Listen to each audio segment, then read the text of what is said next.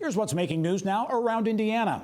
In Lake County, the West Lake Corridor Commuter Rail Project has taken a big step forward with the U.S. Federal Transit Administration giving its stamp of approval to push the project into the engineering phase. That project involves an 8-mile extension of the South Shore rail line between Dyer and Hammond and would provide important transit service to downtown Chicago. It will also include the addition of a gateway station on the north side of Hammond. The project expected to be complete by 2024. In southern Indiana, Texas-based Lehigh Hanson has broken ground on a $600 million modernization of its cement plant in Bedford. The expansion expected to create about 50 new jobs, and the company says it will retain the 120 employees already working in Lawrence County. The Mitchell facility, one of 19 cement plants under the Lehigh Hanson umbrella. And a company that makes boat interiors and other components has chosen the small town of Milford in Kosciuszko County to locate a startup operation.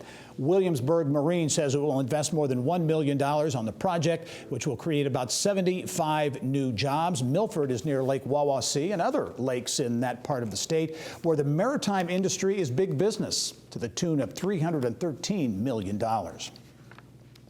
Well, the Hoosier Lottery is celebrating its 30th anniversary from its beginning in 1988 and 89, when the state-run lottery was approved by 62% of Hoosiers and Hoosier voters in a referendum, to selling its first Hoosier Lottery Scratch-off ticket in 1989, and now to selling scratch-off and draw games through a network of more than 4,300 retailers. Executive Director Sarah Taylor is here now to look back and also to look ahead at what's next for the lottery in a very competitive marketplace. And Sarah, welcome to the program. Thank you, sir. This brings back memories. It does. I do remember the launch of the lottery. I was in the day-to-day news business at that time, and it was a big deal.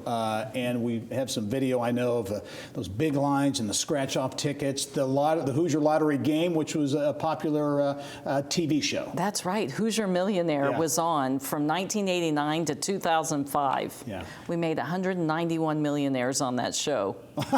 That's amazing. Isn't that awesome? That is amazing. And the changes over the years. I mean, you go back to those days 30 years ago. I think one of the biggest changes is certainly technology and how you've leveraged technology at the lottery. Yes, in the old days, you would walk into the retailer and they would look at the scratch-off by sight to see if you were a winner. Now you can see if you're a winner on the mobile app we have for free. Yeah, and that is, I assume, technology like in any business, it's very much needed and necessary, but it's a challenge. You got to be very intentional about keeping up with that, with the technology. So how important is technology now to the lottery, the business of the lottery? Well, the heart of our business is security and integrity and people's belief that we're running fair games.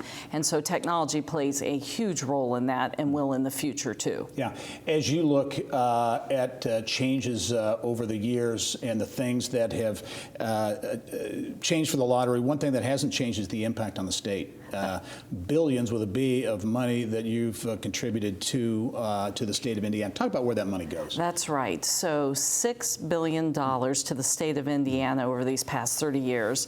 Every year, $30 million to our police and pension, police pension and firefighter pension, $30 million to the teacher retirement fund, all remaining dollars then annually into what was known as the Build Indiana Fund, which really offsets the motor vehicle excise tax for every Hoosier. Yeah.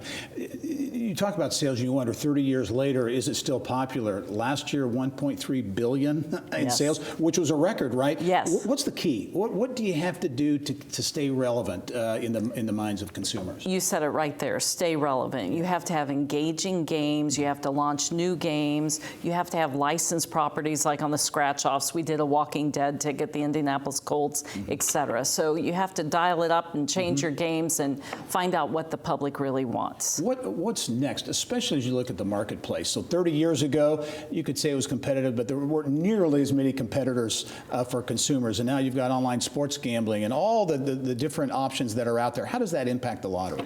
Well, we're waiting to see how it's all going to impact us, but we're competing for the entertainment dollar, and that's important in our business to stay engaging. Like I said, we are looking to the future, and in our annual business plan, our partner IGT Indiana will be studying, for example, iLottery. You know, whether one day does it make makes sense to have a portion of your business online. But we're looking at that cautiously, and it'll be a recommendation for them at some point down the road. It takes a lot of research, and not too many states are doing it yet. All right, we'll be interested to watch that. The Hoosier Lottery, 30 years, a big milestone. Sarah Taylor, the executive director, thanks for joining us. Thank you, sir. All right.